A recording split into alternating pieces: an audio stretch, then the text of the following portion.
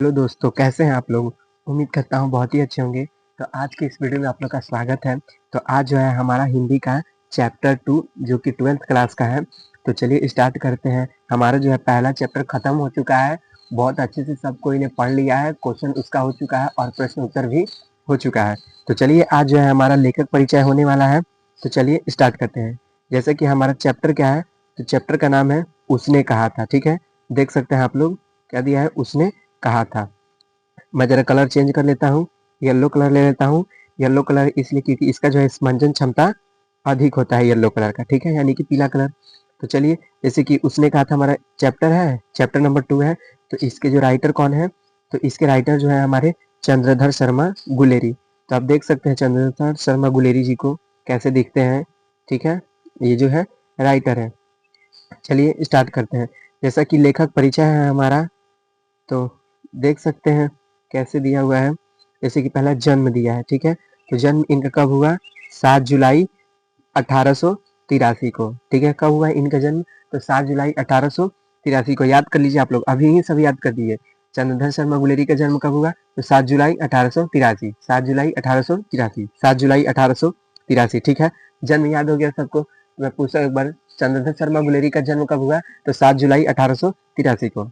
Next क्या है, इनका निधन। ठीक है, तो निधन कब हुआ, तो 12 सितंबर और 1922 को। ठीक है, ये जो है पूछा नहीं जाता है। ठीक है, लेकिन बाई चांस कभी पूछ दिया तो आप लोग के ध्यान में रहेगा तो अच्छा रहेगा। ठीक है, हम लोग जो भी पढ़ते जाएंगे उसका फटाफट रिवीजन और अच्छे से जो प्रैक्टिस करते जाएंगे।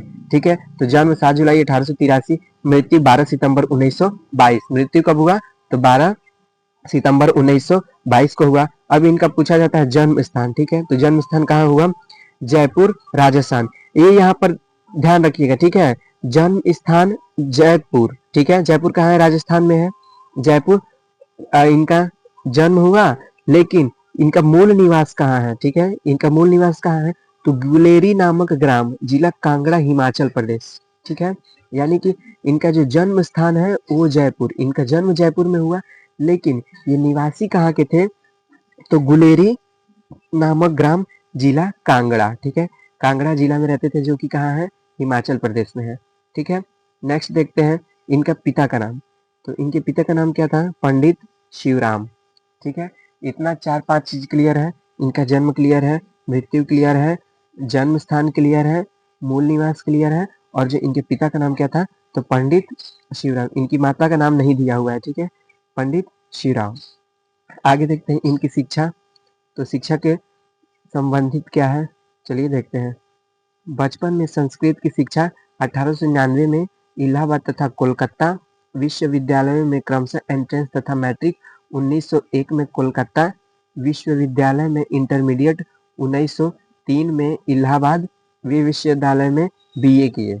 ठीक है, यानी कि इन्होंने बचपन से 1899 में संस्कृत में शिक्षा लिया, कहाँ से, इलाहाबाद और कोलकाता से। ठीक है, उसके बाद विश्वविद्यालय में क्रमशः एंट्रेंस तथा मैट्रिक 1901 में, यानी कि जो है एंट्रेंस का एग्जाम दिया और मैट्रिक कब दिया, तो 1901 में, वो भी कोलकाता कोलकाता से। ठीक है, फिर विश्वविद्यालय में इंटरमीडिएट 1903 में इलाहाबाद विश्वविद्यालय से बीए किए। ठीक है, अब इनकी वृत्ति क्या है, चलिए देख लेते हैं। तो चलिए वृत्ति इनका देखते हैं।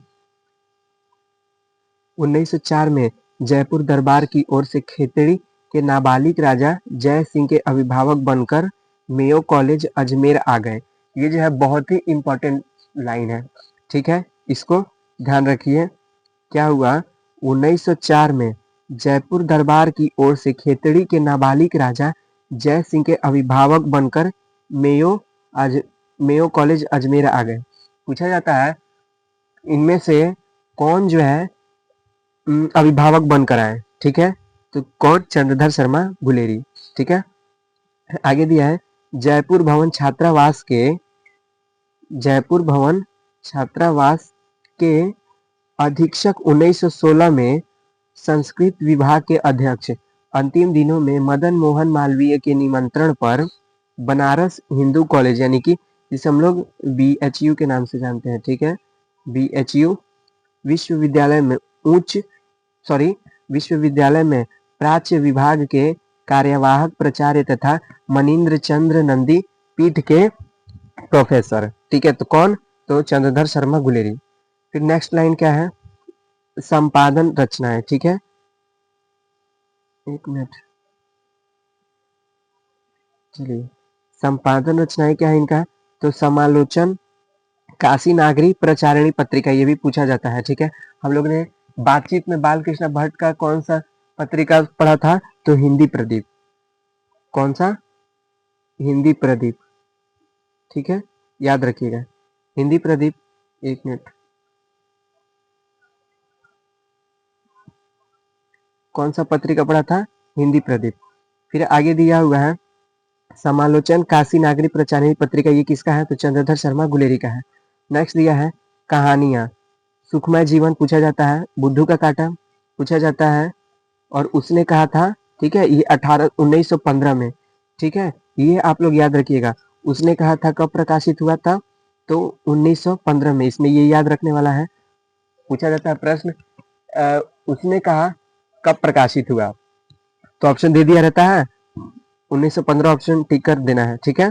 फिर आगे दिया है प्राच्य विद्या, इतिहास, पुरातत्व, भाषा विज्ञान और समसामयिक विषयों पर निबंध लेखन, कछुआ धर्म, ठीक है, ये भी पूछा जाता है, कछुआ धर्म किसकी रचना है, मार्सेसी मोही, कुठवा पुरानी हिंदी भारतवर्ष, डिंगल संस्कृत की टिपरारी, देवाना प्रिय आदि।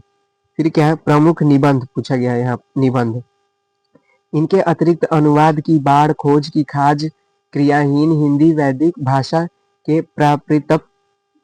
प्राकृतपन आदि टिप्पणियां भी प्रकाशित, अंग्रेजी में ए poem, Y Bhasa, A commentary on वाक्यांश, कामसूत्र, दी लिटरेरी क्रिटिसिज्म आदि निबंध, देश प्रेम को लेकर कुछ कविताएं भी लिखी, ठीक है। यहाँ पर इतना इम्पोर्टेंट नहीं है, लेकिन ये जो है ये इम्पोर्टेंट है। एक सुखमय जीवन हो गया, बुद्धू का कांटा उसने कहा था, ठीक है, ये तीन आप लोग जो है याद रखिएगा। फिर एक ही इतिहास, बस ये चार जो है आप लोग को याद रखना है, इससे काम चल जाएगा। फिर आगे चलिए पढ़ते हैं, आगे दिया हुआ है चंद्रधर शर्मा गुलेरी 20वीं सदी के प्रथम चरण के हिंदी गद्य साहित्य के एक प्रमुख लेखक हैं, किस सदी के, 20वीं सदी के, ठीक है, याद रखना है। फिर आगे दिया है वे अपने समय में हिंदी, संस्कृत, अंग्रेजी आदि भाषाओं के प्रकांड विद्वान थे, प्राकृत, अपभ्रंश आदि भाषाओं में भी उनकी गहरी गहरी गति थी, ठीक है, पुरातत्व, इतिहास, भाषा शास्त्र आदि विषयों का उनका ज्ञान अपना समय में अद्यतन और तलस्पर्शी माना जाता था, ठीक है। फिर आगे दिया है साहित्य के अतिरिक्त अपनी अभिरुचि के अन्य विषयों पर उन्होंने हिंदी में निबंध, लेख टिप्पणियां बराबर लिखी। वे द्विवेदी युग के एक प्रमुख निबंधकार और बहुमान्य विद्वान थे, ठीक है, किस युग के, तो द्विवेदी युग के, ठीक है, किस युग के, द्विवेदी युग के। और बाल कृष्ण भट्ट किस युग के थे, तो भारतेंदु युग के, ठीक है। चंद्रधर शर्मा गुलेरी किस युग के हैं, तो द्विवेदी युग के। चलिए आगे बढ़ते हैं, गुढ़ और विदग्ध ह्रास, परिहास तथा व्यंग से परिपूर्ण अपनी कलात्मक भाषा शैली को देखते हुए वे अपने समय से बहुत आगे दिखाई पड़ते हैं। वस्तुतः वे अपने युग के अत्यंत प्रतिभाशाली और समर्थ लेखक थे, ठीक है। फिर आगे दिया है गुलेरी जी की कुल 3 कहानियां लिखी और उन्हीं के बल पर कहानीकार के रूप में हिंदी में अमर हो गए। उनकी कहानियां वस्तुतः भाषा शैली और शिल्प के कारण अपने समय में बहुत आगे की रचनाएं प्रतीत होती है। यह भी प्रश्न पूछा जाता है, गुलेरी जी की कुल कितनी कहानियां थी, तो गुलेरी जी की कुल 3 कहानियां थी, ठीक है। तो ये जो लाइन आपको याद रखना है। फिर आगे दिया हुआ है, और हिंदी कहानी के विकास में इनका प्रत्यक्ष और परोक्ष रूप से प्रभाव पड़ता है। संस्कृत का इतना बड़ा पंडित और शास्त्र निष्णात, गंभीर प्रकृति का विद्वान, ऐसे संजीवता, एक मिनट मैं हटा देता हूँ, सर्जात्मक भाषा शैली में कल्पना और यथार्थ के ऐसे संतुलन संधान के साथ आधुनिक कथ्यों वाली ये कहानी लिख सका, यह सचमुच चमत्कृत कर देने वाली, आश्चर्य से भर देना वाली रचनात्मक घटना है। ठीक है, ये कहानी अपनी भाषा, शैली और शिल्प को लेकर आज भी उतना ही तरोताजा और रचनात्मक कौतुक सरीखी प्रतीत होती है। कौतुक का अभिप्राय कतई यह नहीं कि विषय वस्तु का कथ्य कम महत्वपूर्ण अथवा अगंभीर है, सच्चाई इसके विपरीत है। ठीक है, फिर आगे दिया है लाइन, इनकी विषय वस्तु और कथ्य अधिक गंभीर, महत्वपूर्ण तथा समय से आगे के हैं। ठीक है, इसमें जो है उतना जो इम्पोर्टेंट नहीं है, इसमें कोई कोई लाइन इम्पोर्टेंट है जिसको मैं बताता हूँ। एक तो सबसे है यहाँ पर जो उसने कहा था चैप्टर ना, इसको मील का पत्थर माना जाता है। ठीक है, मील का पत्थर माना जाता है। ठीक है, फिर एक लाइन दिया है, प्रसिद्ध फिल्मकार विमल राय ने इस कहानी पर फिल्म बनाई थी। तो किसने बनाई थी? विमल राय नामक व्यक्ति ने, डायरेक्टर ने, उसने कहा था पर फिल्म बनाई थी। आप लोग जा करके देख भी सकते हैं। ठीक है, इसमें जो है एक लड़का रहता है लहना सिंह और एक लड़की रहती है सूबेदारनी। ठीक है, जिसका नाम होरा भी रहता है। ठीक है, उसने कहा था रचना अमर है, ये सब बताया गया है। और देख सकते हैं आप लोग दिया है, कहानी में अमृतसर के भीड़ भरे बाजार से शुरू होती है। ठीक है, कहानी जो है अमृतसर के भीड़ भरे बाजार से शुरू होती है, जहां 12 वर्ष का लड़का लहना सिंह 8 वर्ष की लड़की को तांगे के नीचे आने से बचाता है। ठीक है, ये जो है दोनों अपने मामा के घर रहते हैं। ठीक है, तो वहां पर जो भीड़ बड़े बाजार में जो एक लड़की रहती है सूबेदारनी, उसको जो है 12 वर्ष का लड़का तांगे के नीचे से बताता है। तांगा क्या होता है? जिसमें बैल होते हैं दो और वो जो चलता है। ठीक है, घोड़ा गाड़ी की तरह होता है लेकिन इसमें बैल होते हैं। ठीक है, फिर क्या है, लड़का लड़की को से पूछता है, यह पूछता है तेरी कुड़माई हो गई यानी कि मंगनी हो गई। लड़की धत कहकर भाग जाती है। एक दिन वह धत कहकर भागने के बजाय कहती है, हाँ कल हो गई। देखते नहीं यह रेशम से फूलों रेशम से कढ़ा हुआ सालू। ठीक है, यानी रेशम से कढ़ा हुआ सालू होता है। लहना सिंह हतप्रभ रह जाता है। इसके बाद लहना सिंह से भेंट प्रथम विश्व युद्ध मोर्चे पर होती है। ठीक है, उसके पति का नाम रहता है, इसमें क्या होता है, लहना सिंह जो सूबेदारनी होती है उसकी शादी हो जाती है सूबेदार से। सूबेदार का क्या नाम रहता है? तो हजारा सिंह होता है। और इसका एक पुत्र होता है बोधा सिंह। ठीक है, बोधा सिंह पुत्र होता है और इनका प्रेम जो होता है एकदम गहरा होता है सूबेदार और लहना सिंह का। ठीक है, तो इसको जो हम लोग पढ़ेंगे कल से कहानी में पढ़ेंगे।